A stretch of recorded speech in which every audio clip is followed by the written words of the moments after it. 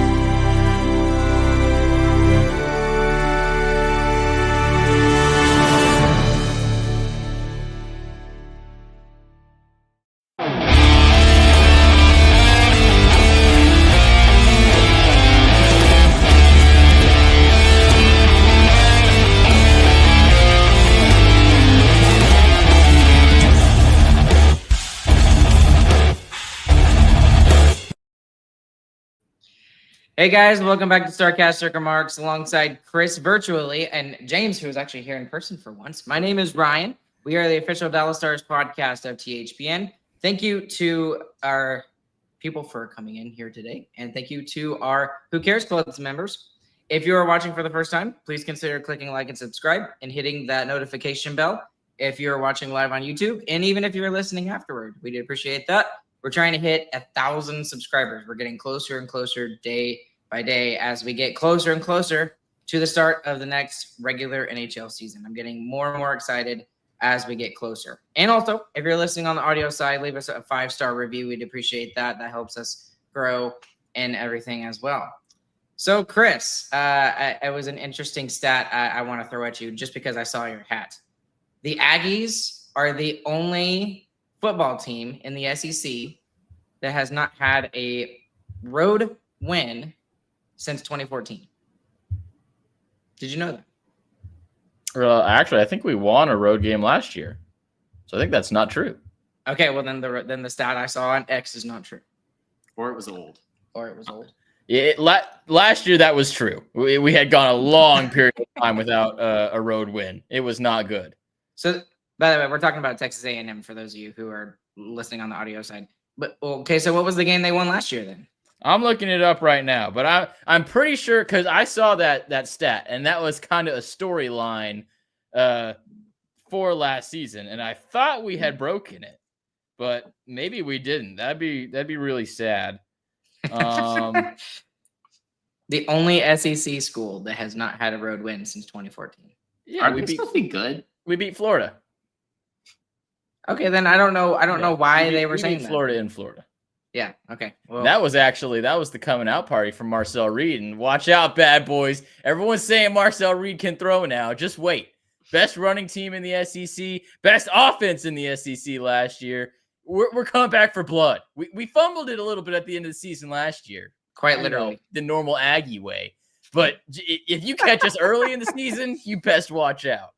Well, at least he admits it, right? Oh, Like the Aggies are always ranked top 25, and they always start preseason really, really well. And then here's by the another end of the really season, sad they lose. stat. This one's more sad than the road wins thing. The Aggies have been ranked in the top 25 of the AP preseason poll. I think it was like 6 of the last 6 years. They finished in the top 25 once. Oh my gosh, I can't imagine. That's hilarious. Yeah. And we finished unranked last season. The Aggies had a chance to go to the SEC championship game if they just beat Texas. That's how horrible we are. And then couldn't do it. Oh my gosh. That's how you guys know I'm a diehard. I mean, I know we're in the good season of the Stars right now, but if we ever get to the dumpster, you know I'm sticking around because I've been in the dumpster the entirety of my A&M fandom. Well, at least we're not fans of like the Cleveland Browns or like the Colorado Rockies or any of these other teams, the Buffalo Sabres, thank God, because otherwise we would just be down on the dumps all the time, just completely just depressed all of the time. But being a DFW, just general overall sports fan, is that way anyways, it feels like. Hey, we got a World Series a little while ago. Yeah. That's good. And I mean, I guess Stars that are still doing great things. What about hockey, Ryan? Yes. Okay. Let's get to hockey. Sorry. What about the Aggies? They make me sad. Hey, you're the one that wore the hat. I'm just saying. I'm a diehard. I can't help. There we go. All right. Well, enough college football talk. We could have another time to talk about that. But today's episode, we're getting into a couple of things. We first have got we're going to talk about the Nathan Bastian signing for a little bit. We're also going to acknowledge, and James and I were just talking about this during the intro video. We'll very briefly discuss the whole debacle with the Children's Health Star Centers and how we feel about that, or what we know about it. Honestly, I don't know a ton about it, but from what I heard, there's not been a whole lot of good things said about that. And then just in actual general hockey talk, we're going to get into a Jason Robertson extension talk, and we'll see where that conversation leads us. And then the NHL.com website just recently posted an article entitled 3 Questions Facing the Dallas Stars, which they do every single year. And it's quite honestly, it's actually interesting. There's some years where it's just like, well, what is Jason Robertson going to do? Well, he's going to do what he does. But there's actually some really good questions on the website for that article. So first, go and check that out, and then listen to the rest of our episode here too. So, and then we'll also see what else comes up. I'm sure there will be something else that we go off on a random tangent on. But anyway, to get you caught up on the recent news, there hasn't been anything basically for weeks. So it's kind of nice to actually be able to talk about something. But Nathan Bastian signs a 1-year deal with the Dallas Stars, $775,000 a year. He is probably coming in strictly as a depth forward. I don't know how much you guys know about him. I was actually excited to hear that he was coming because that is another bottom 6 option for the Dallas Stars. And he's definitely got some beef to him. He's a big boy. And he played some games with the New Jersey Devils over the last couple of seasons. And I don't see him being in the top 12 for the Stars forward. I think he's strictly probably coming in as the 13th forward. But could he play? Absolutely. Because, I mean, there's going to be injuries at course during the season. So especially this year. Yeah, especially this year with the Olympic break. What were y'all's thoughts on the Nathan Bastian signing?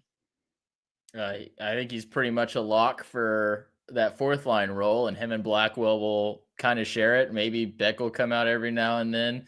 But here's really what happened. So we lost Radek Faksa, right? We had to get rid of him because we were like, wait, why are we paying him $3.5 million? And so we wised up and got rid of him. So then we developed our own Radek Faksa and Oscar Beck. And okay, great. We got a Radek Faksa.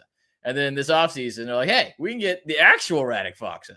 So we got him. And then we had 2 Radek Foxes. And now they're like, hey, look, it's a big Radek Foxa. So now we have 3 Radek Foxes on one team, and they're all going to be on the same line. And and when they're on the ice, just turn the TV off because nothing's going to happen either direction. They're definitely not going to score, but they're probably not going to get scored on either. So anytime you see those guys hop over the boards, go get a snack because the score is going to be the same when you come back. And I mean, maybe that's a good thing with how the team's going to move. I mean, it's going to be more top heavy this year because we lost a lot of that depth forwards with Dodonov and Marchment both exiting. Yeah. And realistically, Nathan does add that physicality that goalie was talking about in some of his introductory interviews.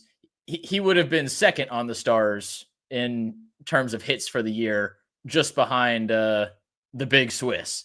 So he is going to add a little bit more of that physicality, which will be helpful. And he was a guy, he played a lot of last year. He got injured. He actually broke his jaw on that New York kid on his shoulder. Who, of course he did. He got suspended, of course. So now we have 2 players that who got hit by, I can't remember his name. Please help me.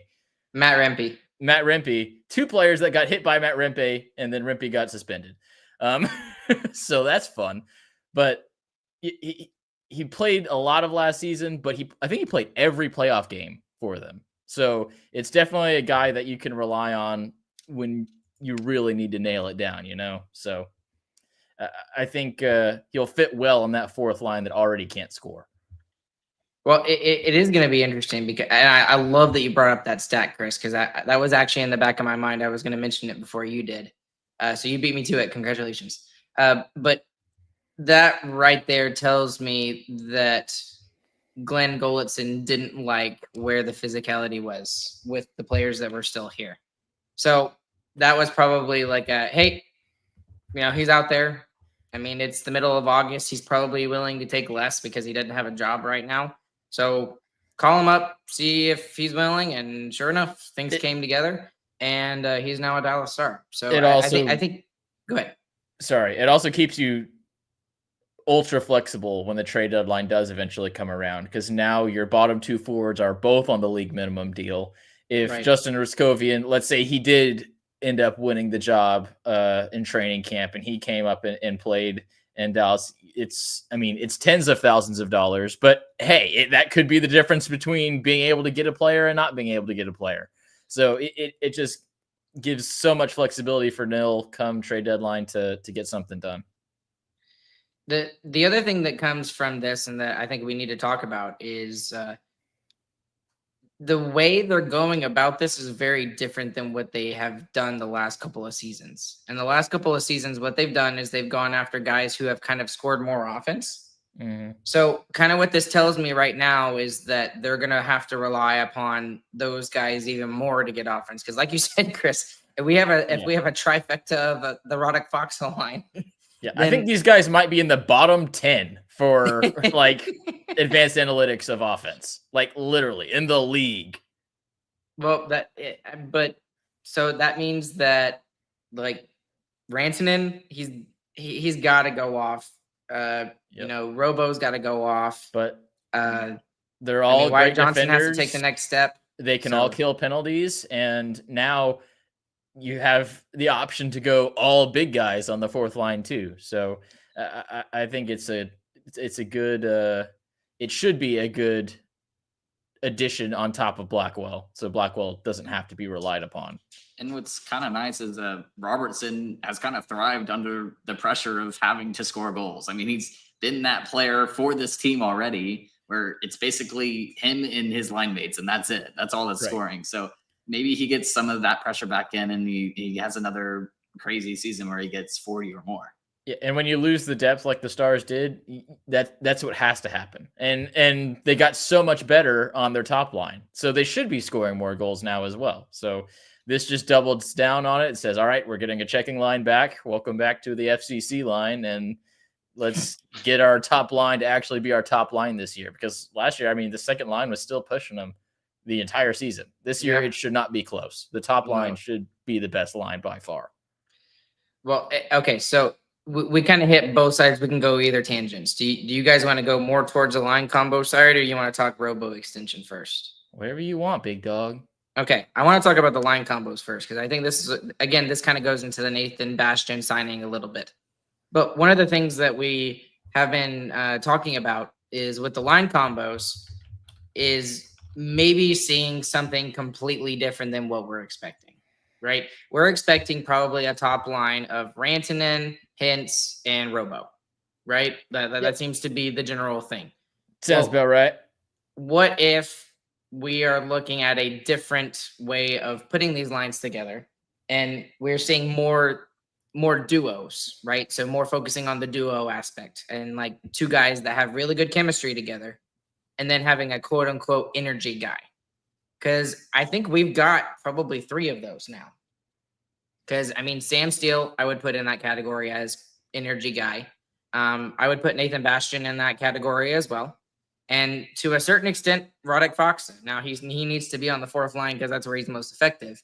But what if we saw like, 2 guys play with each other who have really good chemistry, and then we had an energy guy with them that would go and dig the puck out deep in the corners, which that leads to more of the physicality debate that Glen Gulutzan apparently wants to do is kind of chip it in.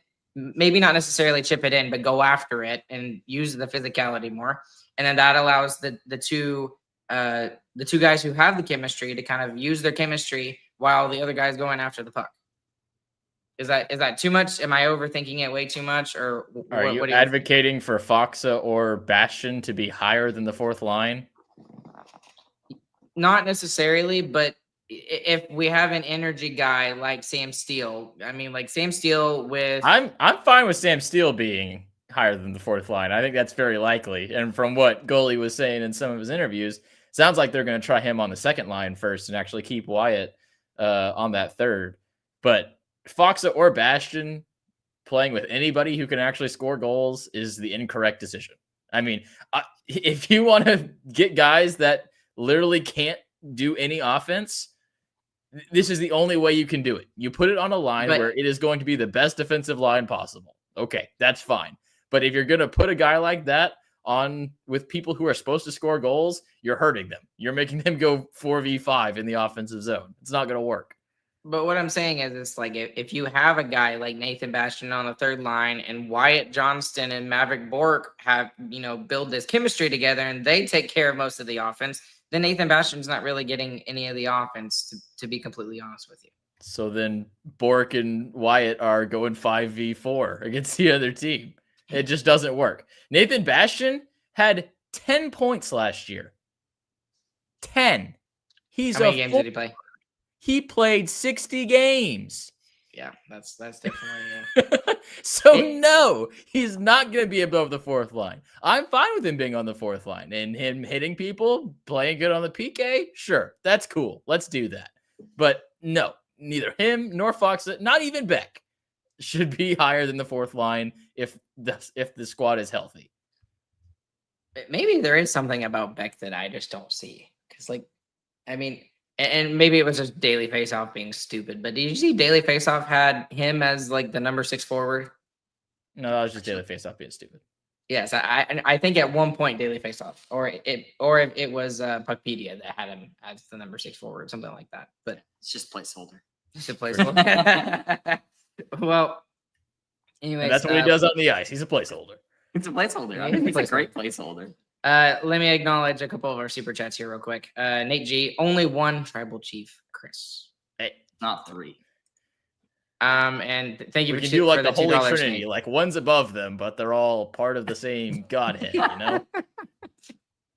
And then Ardell with the $12.12, doubling down on the whole Foxa thing. Although we need like a 3rd one to kind of fill out that line, right? We need a 12-12-12.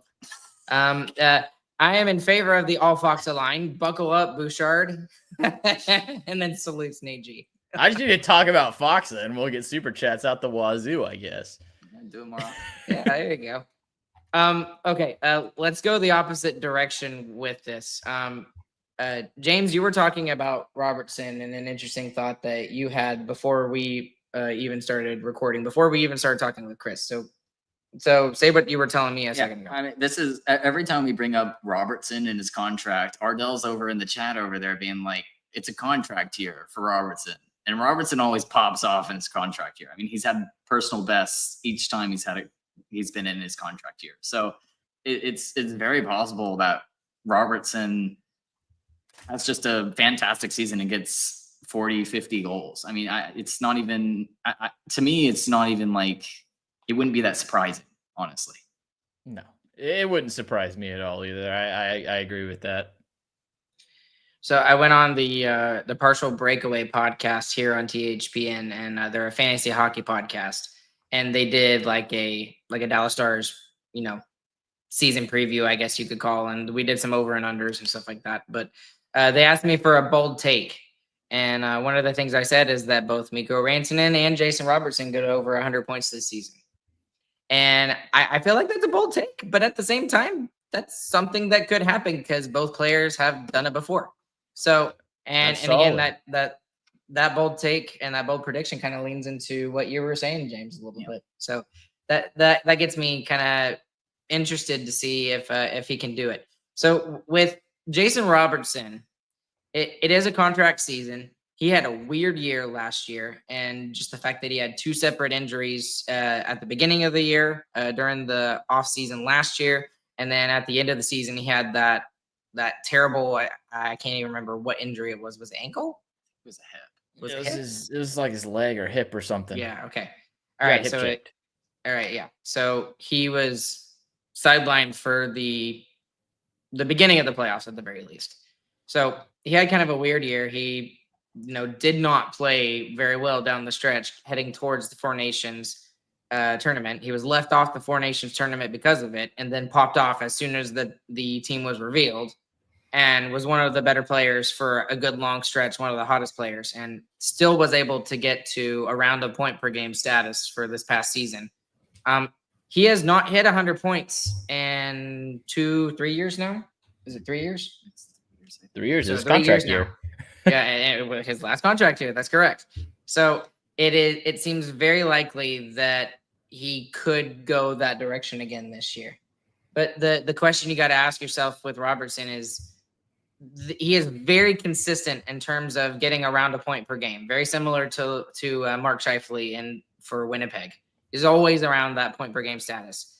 And it seems like that 100 point season might have been just a career year or kind of the outlier. What do y'all think? Do you think he just needs to stay healthy and he'll get back to that 100 point season, or does he need to play with Rantanen and Hintz in order to get to that 100 points? What do y'all think? Health is clearly a big part of that. I mean, I think so. No player can get to 100 points without being healthy, and if they do, then they're the best player on the planet. But it's part health, it's part playing with good players. And I think the top two lines, they're all going to be full of all the good players that we have left. They're going to have to pop off, right? Yeah. Yeah, they're going to have to pop off for the Stars to win. I don't know if it even matters whether he's on the first or the second line. He's going to have to score a bunch, and he tends to thrive when he's pushed on to score. Yeah, and health matters even more for Robertson because it takes him a while to ramp back up. I mean, if you remember, he played in the first game of the season. He was playing. He just didn't get that normal offseason that he had. He wasn't skating really hard before that time. He was still hurt, obviously, not injured anymore, but he was still hurting. Yeah. And then in the playoffs, he played the Jets series. I forget about that. He was there, and he didn't do anything at all because he was obviously still hurt. He could not move. So and he was the Stars' best player by the end of the playoffs, I think. And after that, he got his time to ramp up, and he was our best player in the Oilers series for sure. So for him, health is definitely even more important. Even just little bumps and bruises here and there could be more damaging to him than it would to most players. That's kind of true of Rope too, as we've seen throughout his career, but he kind of sits it out instead of trying to fight through it the way Robo does. I think it is more important for him to play on the top line than you were saying, James. I think with Rantanen there, the top line is going to get way more ice time than they did when DeBoer was the coach. I think he definitely wanted to spread out that ice time.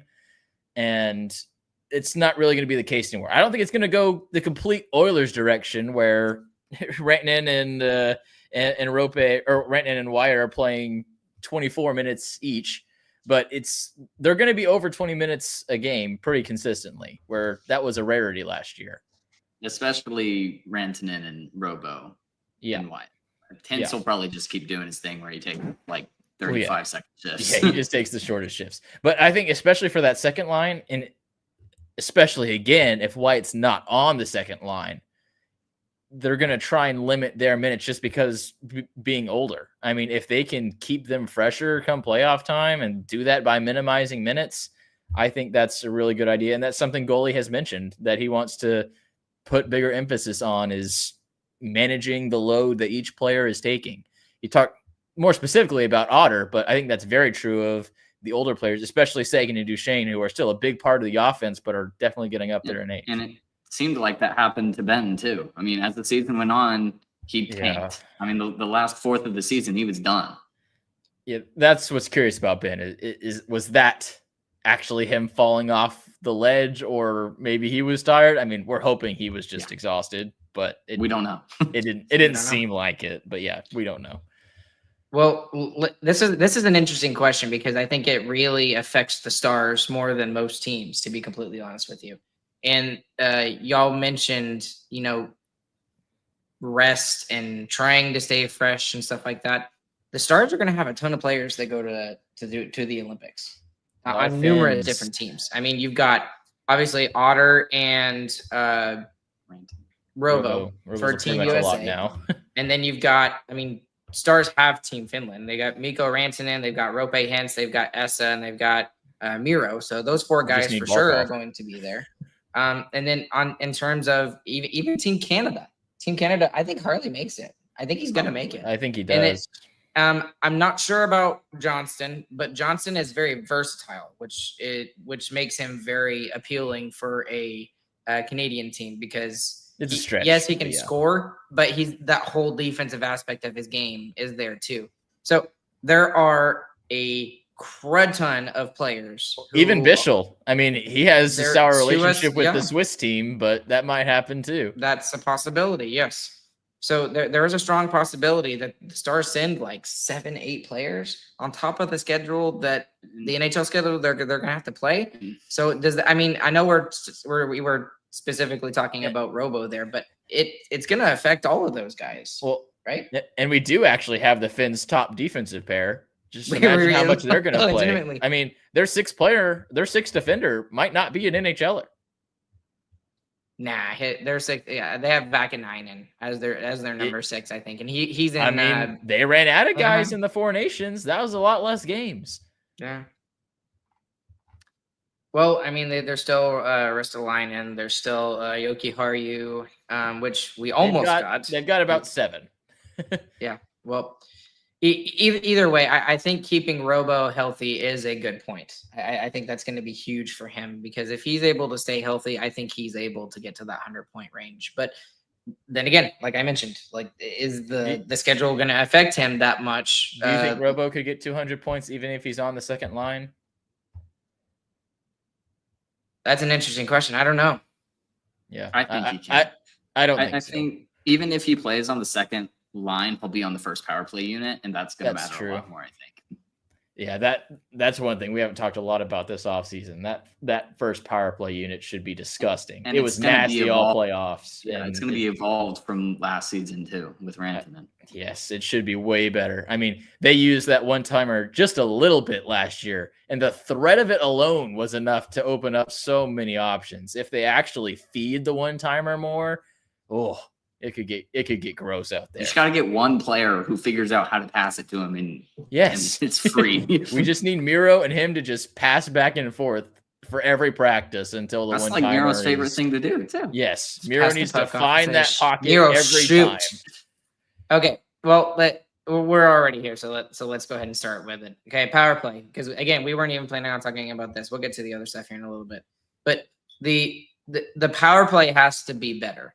Ultimately, the Stars are able to get it in. It was pretty great last year. It was really good. It's got to be okay. Maybe the right word. It's got to be more consistent.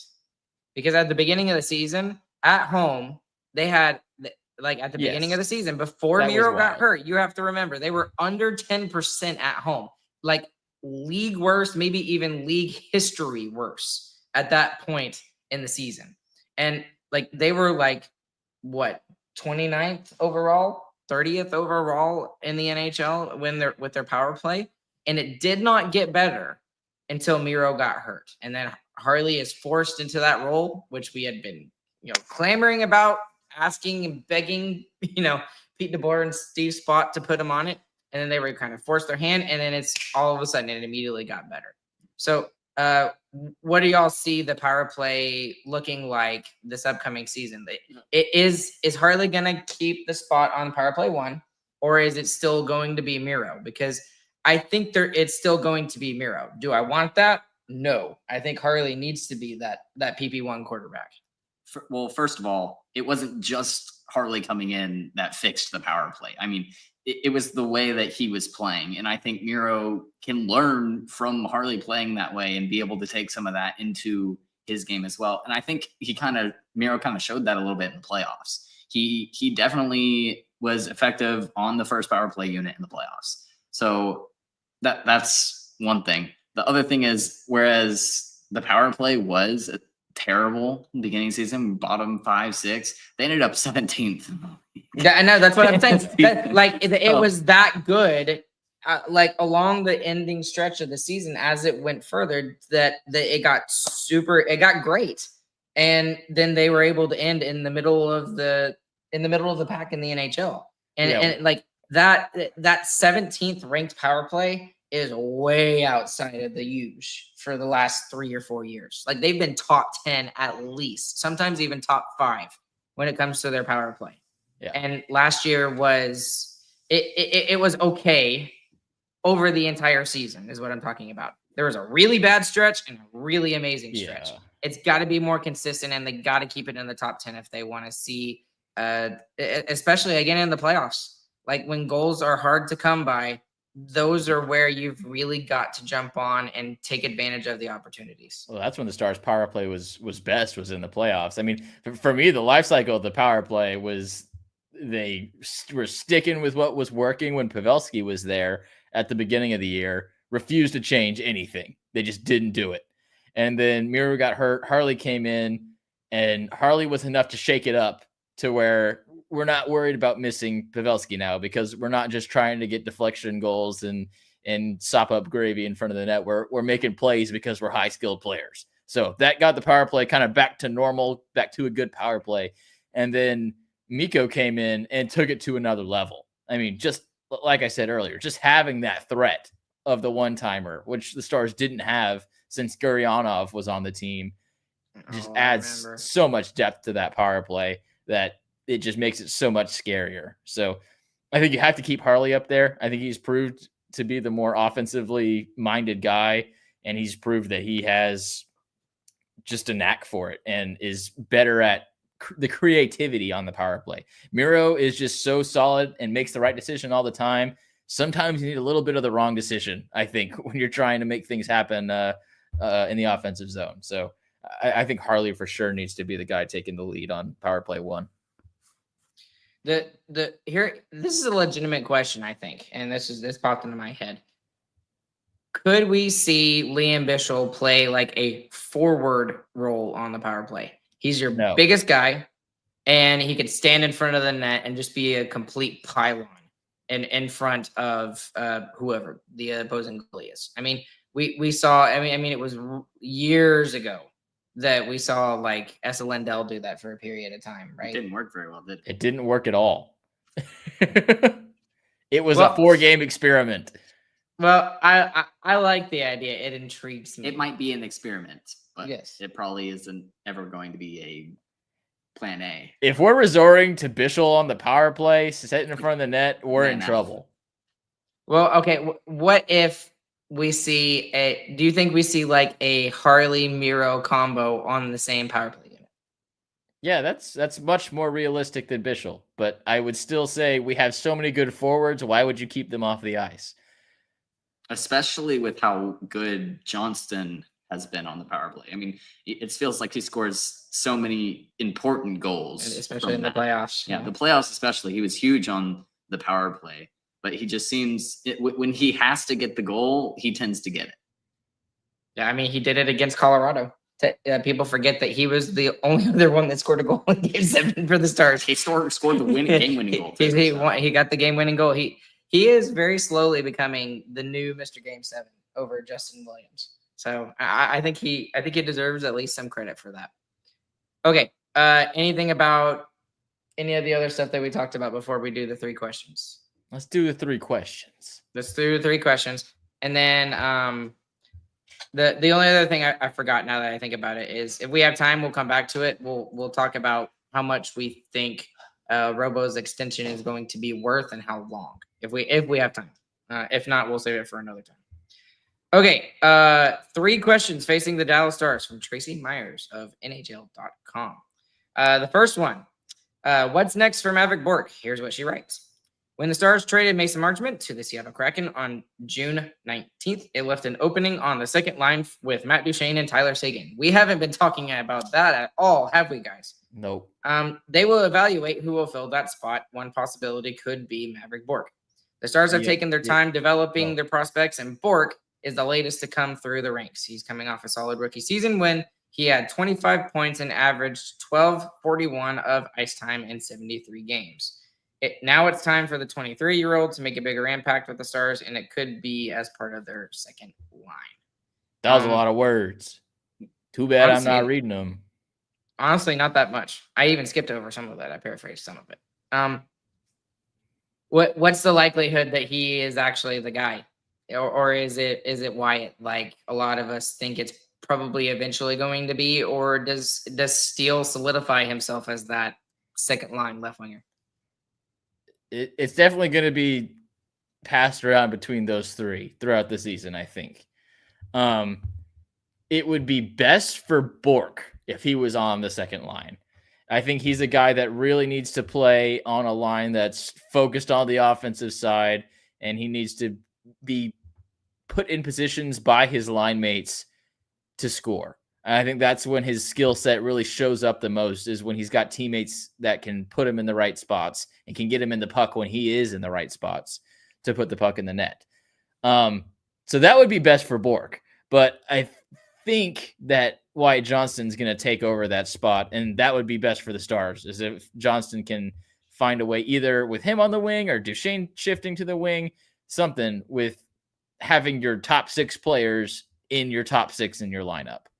So that's kind of where I'm at here. If Bourque settles in perfect on the second line and just takes off, like, sure, that's great. But I think really you want to have Johnston there, but we'll see. And it is true that it's a big moment for Bourque. He played almost every game last season during the regular season and played only 4 games in the playoffs and with very limited ice time.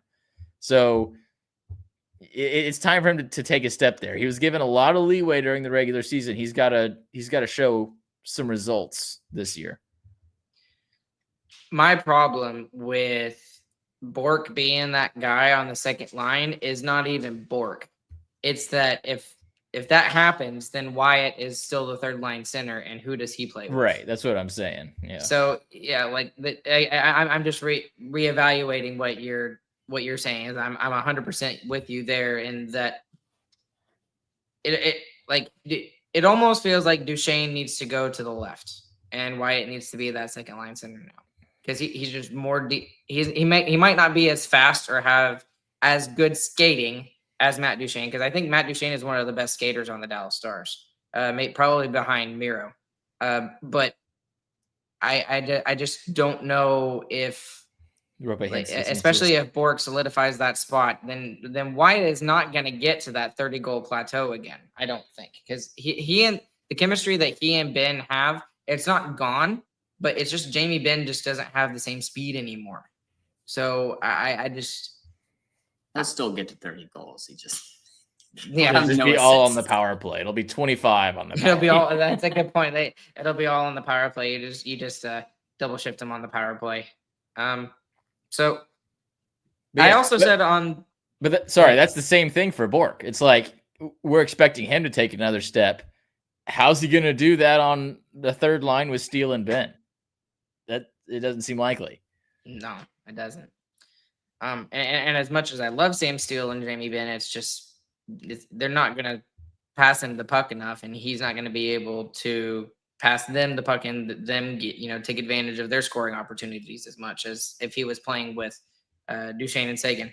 So, I had somewhere else I was going with this. I was on the Partial Breakaway podcast, like I said, and I said he is going to go way over in terms of points.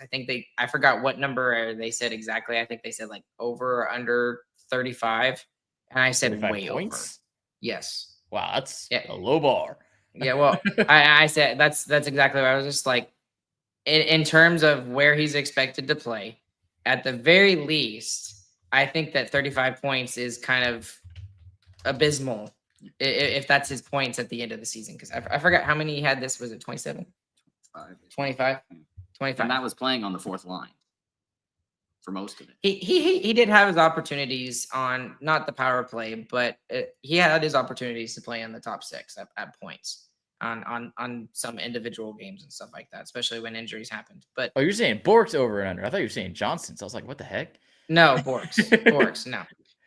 Yeah, like it was some low number that I was just like, really? That's it? I was just like, I could see him getting like 50 points. If he gets to 50 points, that's fantastic. That would be insane. I think he could. Okay, well, think about it. If he truly takes the spot on the second line, he should get 50 points. You're right. Okay, but even if he doesn't and he plays with Wyatt Johnston and Sam Steele is the one that plays on the second line, you don't think he's going to get his fair share of points playing with Wyatt Johnston? I just think Sam Steele's not going to be the one to take that second line spot. Well, I think if you're gotten to the point where Bork is not able to slot in on that second spot, you probably just want to go full top heavy, throw Johnston on the wing and just hope that they score enough. I think the only way that Sam Steele actually sticks at that spot is it's just Johnston and Bork can't do the wing for whatever reason. They can't play that left side. And it'll be Steele's there as a placeholder, and then when the trade deadline comes around, your number one priority is find someone who can play on the left. Well, we've seen Johnston play on the wing with Jason Robertson, and offensively, it's great and it looks fantastic, but you just lose so much lower in the lineup that it just never seems worth it in the long run. Okay, but like that is our mindset though, because we're so used to the way Pete DeBoer did things. Yeah. So and see, that's another thing that we're gonna have to get out of our head is that we're not like you were saying. I forget who was saying it in terms of ice time. Like we're not gonna see as even ice times. I think we're gonna see our top guys playing a little bit more. And I'm not saying like I forgot again who was saying they're not gonna play like 24, 25 minutes like we see like Connor McDavid or Leon Draisaitl, but like they're going to play more, and we're gonna see less of those top four or the bottom six guys. So it brings up so many questions when like again that number 6 spot in your top 6 when it comes to forwards it's not like argumentative. It doesn't cause a whole lot of arguments, but it's just a big, huge, giant question. Yeah, I mean, and if they can't figure it out, then we'll see how that goes. Okay, next question. This is probably the most interesting one for people outside of Dallas because they know Glen Gulutzan. How different will Glen Gulutzan's second coaching stint in Dallas be? It's going to be a complete 180, maybe even a 360 in a different universe. I mean, like, and y'all were too young to remember his first stint, but I still remember his first stint. And he didn't get the same players that he has now. Like when he was coming in, the team was they were in shambles. Like they just lost Brad Richards and Brad Richards went to free agency. The team was literally bankrupt. Yes. I mean, and like, was it the NHL that owned the Stars? The NHL owned the team. Yeah. So it was terrible. And like, no offense to Joe Nieuwendyk and Les Jackson, but they were our co-general managers, and they made one of the worst signings in Dallas Stars history and signed Sean Avery during that period of time. And it was Brett Hull. I think it was Joe Nieuwendyk and Brett Hull. What did I say? I don't know who the other name you said. Liz I don't know. Oh, that I person. said Liz Jackson. I'm sorry. No, he was an assistant GM. I'm so sorry. You're correct. Brett Hall. Yeah. But Who remembers that time more? What the heck? Yeah, I know. I guess I just pulled a random name out of my hat and just whatever. But anyways, but the point is this is a completely different man. Like he's an empty nester now. All of his kids are off and away. I think he actually has a kid that's going to college in like Hillsboro or something like that. And in Texas, and like he's gone through it now. He's been through a head coaching gig in Calgary, which didn't end up all that great. He worked in Vancouver underneath Willie Desjardins, Willie Desjardins, like 100% different in every single aspect of the word. Because this team is ready to win, and that team back when in his first stint was not. I don't think it's going to be different than his first stint. Yes, but the team's going to play pretty similar to the way they played last year, especially on the offensive side of the puck. I mean, the rush style offense, that's going to be the main thing. I mean, that's what all these players on the Stars forward group really excel at, is the creativity off the rush. And I think that's something that's for sure going to stick around.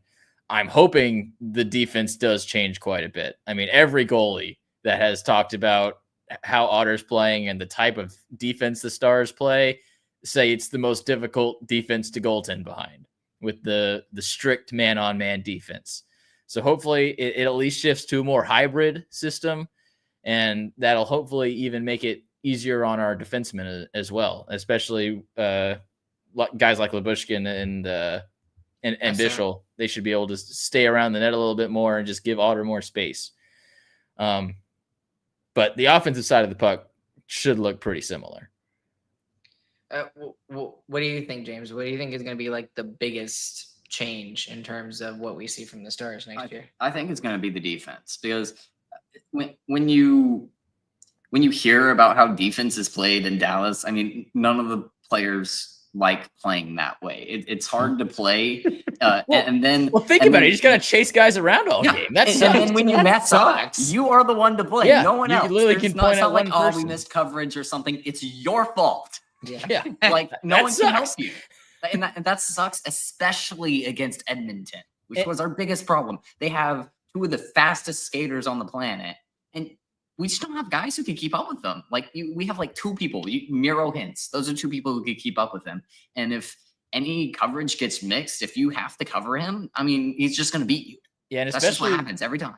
Especially with the Stars played it, it was like super strictly man on man. And if you saw your teammate get beat, oh well, hopefully Otter saves it. Like that's what it was. It was especially shocking after seeing like other teams play zone against Edmonton and have pretty good effectiveness against them. With played very well with it. I mean, they just bogged it down.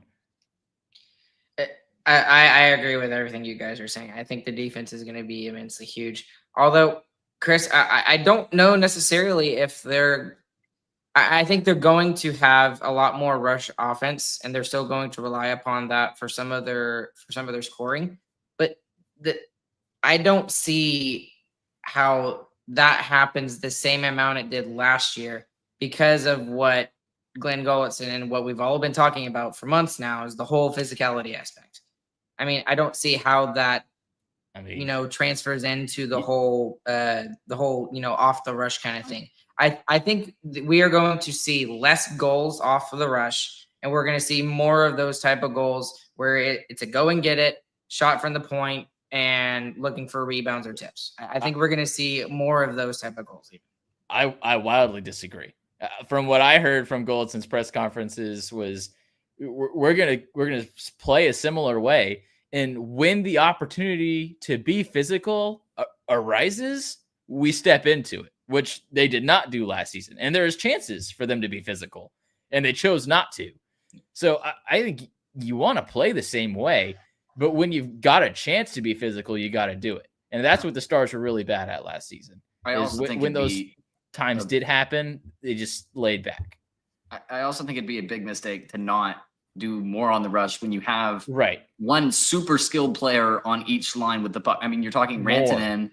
That top six, Duchesne in your center as well, and then you have Wyatt Johnston, all three of those guys can go in and beat people by themselves going into the zone. And Like, don't clean. forget Radek Foxa too. He can Radek Foxa, yeah. Shut up. And aside from that, your wingers are crazy with the puck too. I mean, Sagan is very quick with puck handling, and then you have Hintz, who's just fast. So, and then Robertson's just creative. He just does stupid stuff with it. But You got speed and creativity all over the top six. Yeah. Turning that into dump and chase would be the stupidest thing ever. The bottom six, sure, make them dump and chase all day. Like I said, the last lines for sure. I mean, you might as well dump and go back to your own zone. Yeah. But you really the might. top I mean, six who do out not. of in the bottom six is going to skate it into the zone? Nobody. Not a one. None of them skate with the puck. See, We I thought should you do were. an over-under. How many times does the fourth line carry the puck with possession across the offensive blue line? Through the whole season, and the over-under is set at 5. For this Well, season. I think per game, I would take per the over game, easily a on realistic that one, line but- would be 2.5. 2.5 per game. Seriously. I don't know about that, but it is going to be very interesting to see what happens here, because I think that is a huge interesting debate, is because as much as I think that he's coming in here and trying not to change too much stuff, I think we are going to see some changes that we're going to be like, oh wow, this is very, very different than what Pete DeBoer used to do. I will be ready to complain about them then. Okay, we're running out of time. We're getting close here on time. So Last question. last question, and this is my favorite question because this is one we've been talking about. It feels like forever, maybe even 5 ever. Number 3 is Nils Lundqvist ready for a bigger role? They acquired a defenseman from New York on a conditional first-round pick. Blah blah blah blah blah blah. He's yet to play a full season with Dallas. Yeah. And his This is Nils NHL career Lundqvist. high He's playing is, bad. He should be good. We know all this. his career high is 60 games. Wow, I didn't even realize that. First season he was here, by the way. Yep. He had 5 assists in 39 games last season. And with the Stars not re-signing Cece and Dumbo, this is the time for the 25. Oh my gosh, he's 25. That's wow. The 25-year-old to take advantage of it and secure a spot among the 6 defensemen. I know that the last part of that is the one that I'm like, he's in. He's a top 6 guy in my opinion. I think That is Michael's spot to that lose. is not locked in. It's his spot to lose, but yeah, it's definitely not like that. It's his Okay, spot but to lose, and he has proven for 3 seasons he is more than capable to lose it.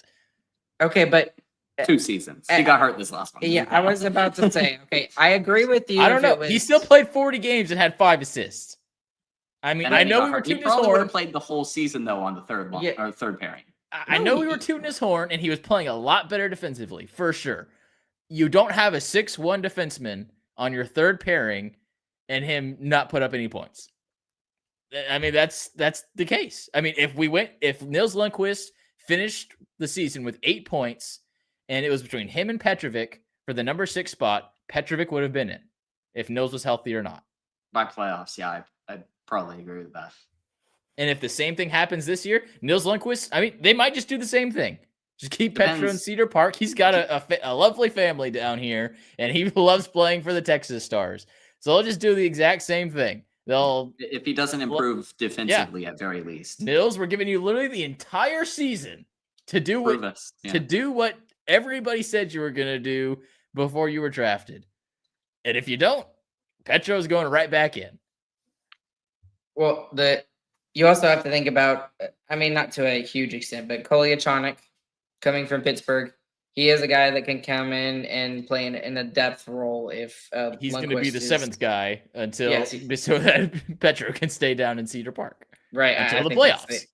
Yeah. So, but I mean, like, can you see a world where Nils Lundqvist just has a terrible camp? He has no chemistry with anybody, and they're like, okay, well, screw it, and they just bring Petrovic up, and he's the number 6 guy, and for the Dallas Stars, Don't have the cap right space. at the beginning of the season, they do have the cap space. Well, they won't because they want to keep the cap space.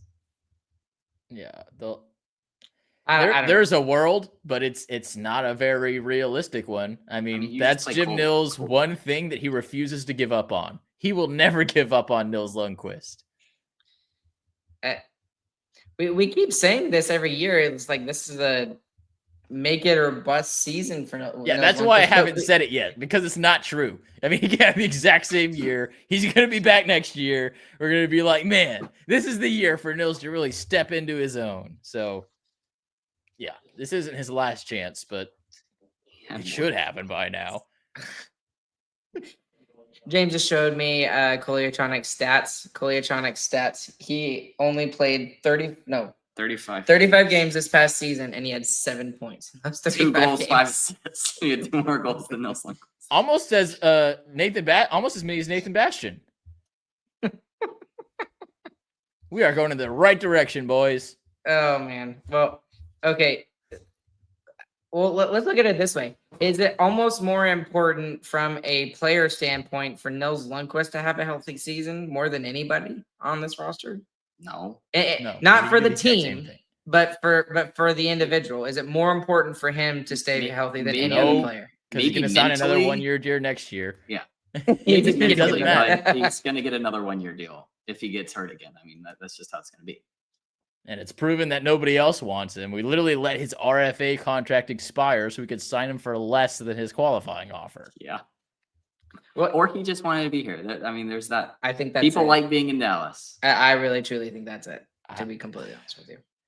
Maybe. It's got to be, because, I mean, he could be getting a lot better opportunities playing for a bad team and trying to get better, I think. So he must like it. Well, he's on a lot of people's Instagram stories. So. Especially recently, yeah. Oh, speaking of which, I can't believe we haven't talked about this, but didn't Miro get married? Miro got married, and so did everyone's Nils. getting married, having babies. I don't know what's going on with his team right now. Wow. They have money. It's making them soft. They got money. They did all get paid. They all did get paid. And speaking of getting paid, really quick, we got like 2.5 minutes. We'll talk about Harley another time because I think he's really going to get paid. Where does Robo's extension end at? How many years and how much does he get per year? Well, if he does pop off, like we're kind of predicting, he could get the 12. If he has over 100-point season with Mikko, and they're pretty close in points, I mean, that just kind of makes sense to me. If he has a similar year to this year, or maybe just he does the end of the season thing for the whole thing, I think he's closer to 10 or 11. But I think he's for sure in that 9-digit category. So you don't think he's under $10 million, period? You think he's easily over $10 million, regardless of what the contract length is? If he has a bad season or gets hurt, he could be under. But I don't see that happening. I think he's going to play well. I think that top line is going to just be disgusting. So I think he's going to get over 10. James? Yeah, I'm slowly more and more convinced that he's going to get into the 12 range. And I know it sounds terrible. The other thing is the cap is going to go up too. Now we do have to sign Harley as well. But you're talking. That's going to kill us right there. I just don't know how you justify paying Robertson the same that you're paying Rantanen. That's a good point. We'll see. Yeah, that might keep him down some. I think that's kind of what kept other players down. Like with Miro only having like 8.5, that could keep Harley down too. I mean, I feel like Harley is definitely worth 8.5 on any other team, but is he going to be making the same amount as Miro? Well, the thing is that, agents and players don't look at the amount. They look at the amount of, how do I put this? The percentage of the cap that they take up at the time that the contract was signed, right? And then those are the comparables that they try to use.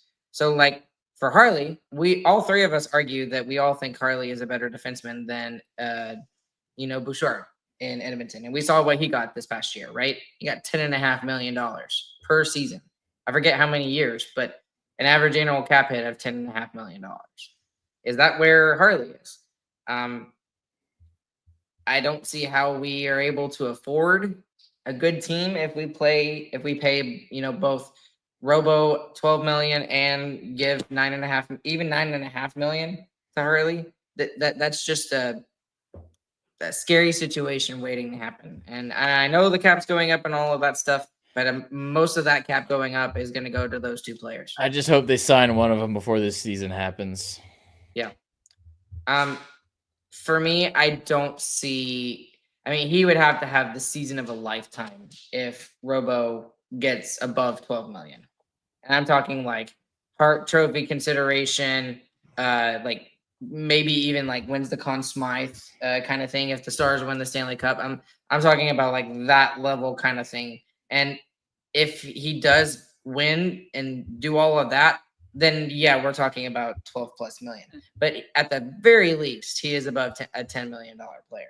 The most shocking thing that could happen this season is Robertson signs an extension before the season ends.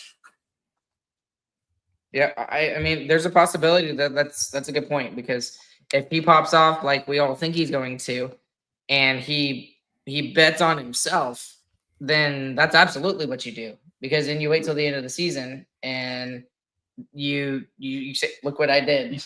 Which he's already done once. Yes, and he waited all the way until 2 days into not spring training, training camp to sign a contract, and it was later. It was really later. It was like 2 days before the start of the season. Oh my gosh! Yeah, I forget things. Well, it's been a while. We thought he wasn't going to play opening night.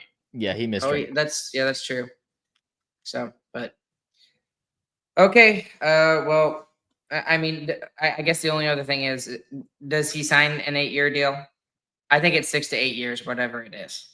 Yeah, I think he's much more likely not to after his last contract, just the 3 years. I mean, he seems to think he's just going to get better. And if he signs the 6th year, I think that lines up for him to be signing a contract right in his prime. So, well, I think this next contract is going to be his highest paid contract, if that makes any sense. Like, this is where he's going to make a majority of his money for his career, is what I'm saying. So I really think that he could. I don't think he's going to get above $11 million. He might get up to 11, but he's not going to get above 11. That's just where I think. So, okay, let's wrap it up. It's already late. So, well, thank you guys for doing this again. Appreciate y'all as always. It's not a lot to talk about during the off season, but that felt like a lot. I mean, we talked for an hour. I mean, we did, yeah, and we didn't even hit everything that we wanted to either. I don't think. Yeah, and I had a cool "Who Cares" segment that I thought of 3 weeks ago. 3 months ago. Yeah, definitely not while I was sitting here. Nope. Well, for all of you that are listening live here right now, we thank you guys so much as always. Click like and subscribe once again. Hit that notification bell so you never miss an episode of Starcastic Remarks. If you're listening on the audio side, 5-star review, please. We'd appreciate that as well. We're trying to hit 1,000 subscribers on YouTube, and if you can leave us a 5-star review, that helps us grow. As always, join. And if you write something funny, we'll read it. If you please join our Who Cares Club if you'd like to. That helps kind of support us monetarily. It's $5 a month to be a member there. We're also looking for sponsors as well. We've got our media kit linked in the description below or in the podcast episode details, so you can check that out too. Hit us up if you have a business or your friend has a business that would like to advertise to hockey fans and crazy diehard hockey fans on top of that. Alongside Chris, alongside James, my name's Ryan. We'll catch you guys on the flip side. Hope y'all have a fantastic morning, afternoon, evening. Whenever you guys are listening, go Stars.